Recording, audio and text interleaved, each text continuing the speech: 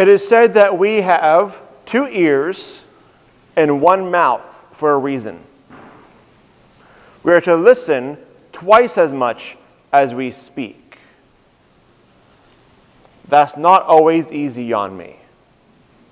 Especially when my whole calling seems to be about talking, it can be hard to stop and listen.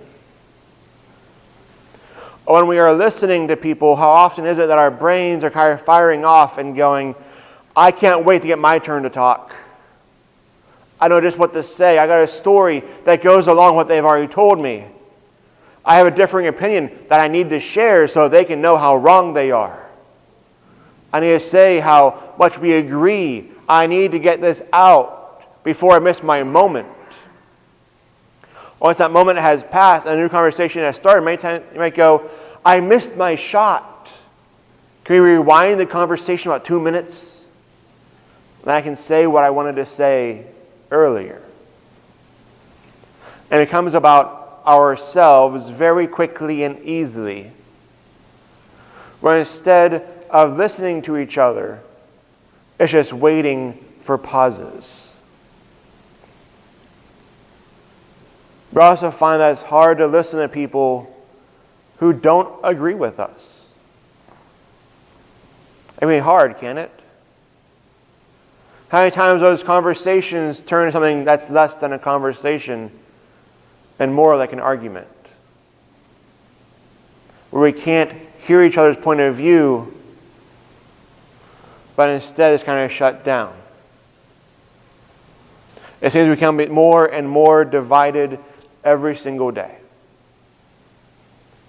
Or we put ourselves in bubbles that say, here are the people that agree with me.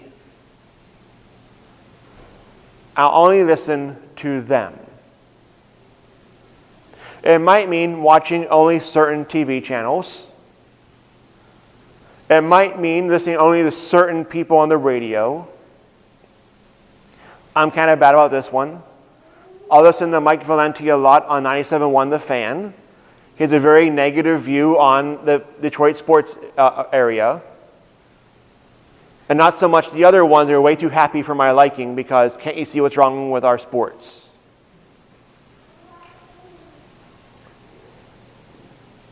Or, in this golden age of social media, we can just say, oh, you don't agree with me? Cool. I'll block you. I'll unfriend you. I'll mute you. Just get you outside of my bubble. I don't want to see what you have to say because I don't agree.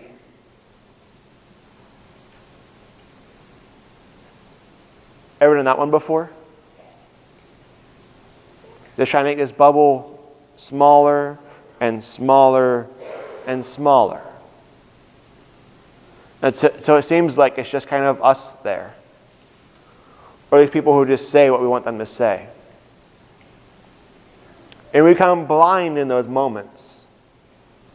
When our ideas are not challenged, we cease to grow. We became stagnant. And also, it breeds a certain sense of self-righteousness. A self-righteousness that says, I am right and everyone else is wrong. I don't need to listen. I don't need to grow. I don't need to do any of this stuff because I already know what's right.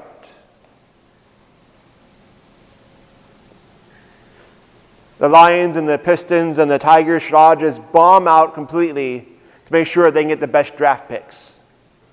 Don't tell me all about how you need to have a good culture and everything else. I just want them all to tank. That's kind of the silly side of things. But it seems when we have this idea, then people around us stop being people, don't they? People become obstacles. People become just the differing opinion. And that's how we start seeing them instead of seeing them as people. And when we stop seeing others as people, it becomes a lot easier to hurt them, to cause harm.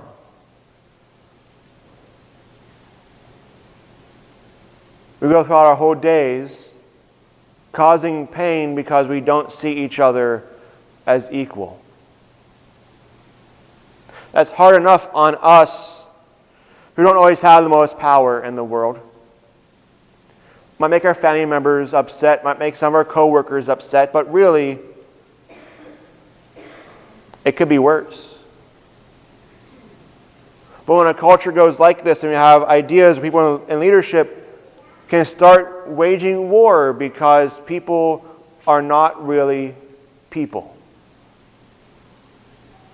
We don't have to worry about different things going on in the country or in our cities and our states, because maybe they don't affect me directly. It only affects them who are different than I am.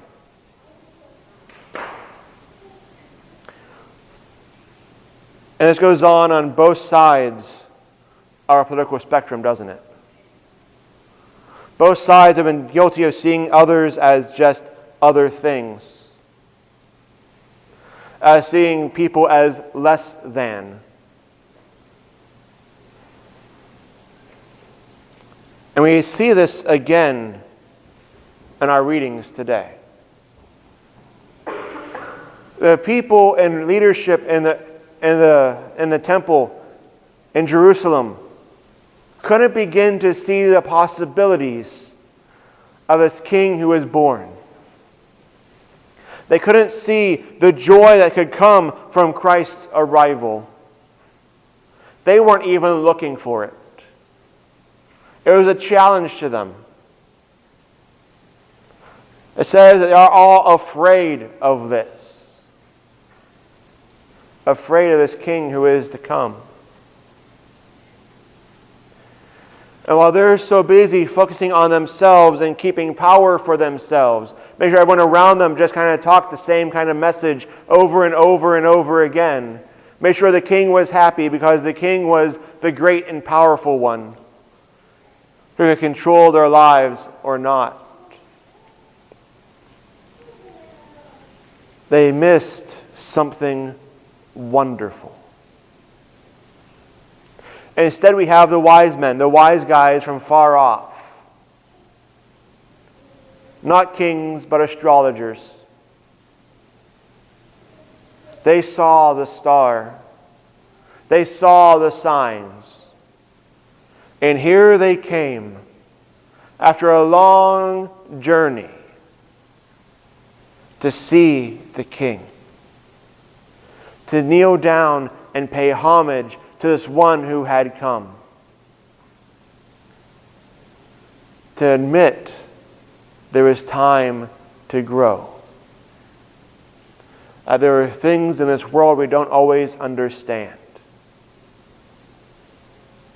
And they say, you will lead us. You are worthy of praise. You, this tiny little kid who can't do all that much. And I could see the possibility. And it's God reaching out to voices that we don't usually listen to. You know, if you are a good Jew in Jerusalem, how much attention are you going to pay to someone from far away who looks at the stars for a living and tries to figure it out just by looking at the stars every day? Probably not much, are you? Not going to listen to that voice. But they're the ones who got it. Because God comes and speaks to all of us. God comes to all people. We have to take the time, though, to see where God is speaking. And it goes beyond our normal circles. My spiritual advisor loves to give me homework.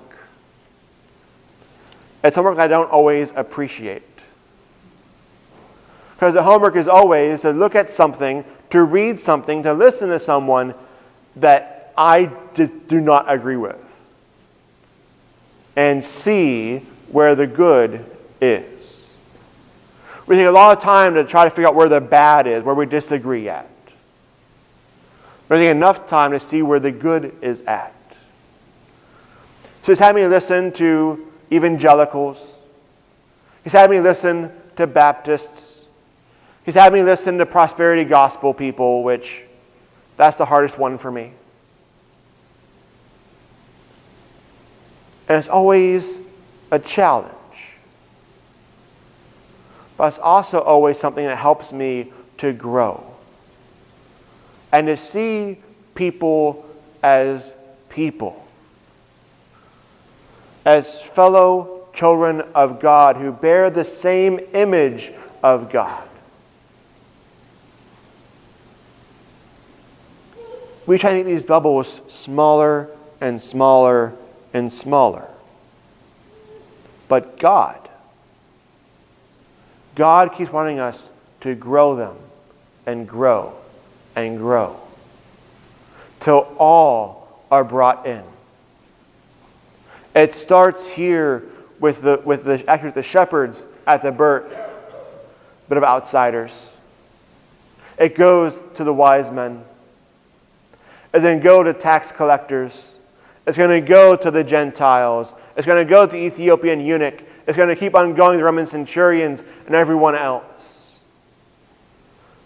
The whole story of Scripture of our God is a widening of the arms, so all may be embraced.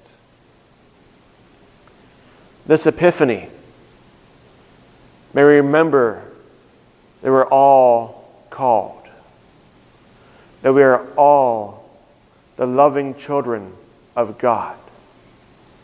May we see God in each other. May we see each other as people worthy of respect. To see each other, truly see each other, and to take time to stop talking, as I'm about to do, and to listen.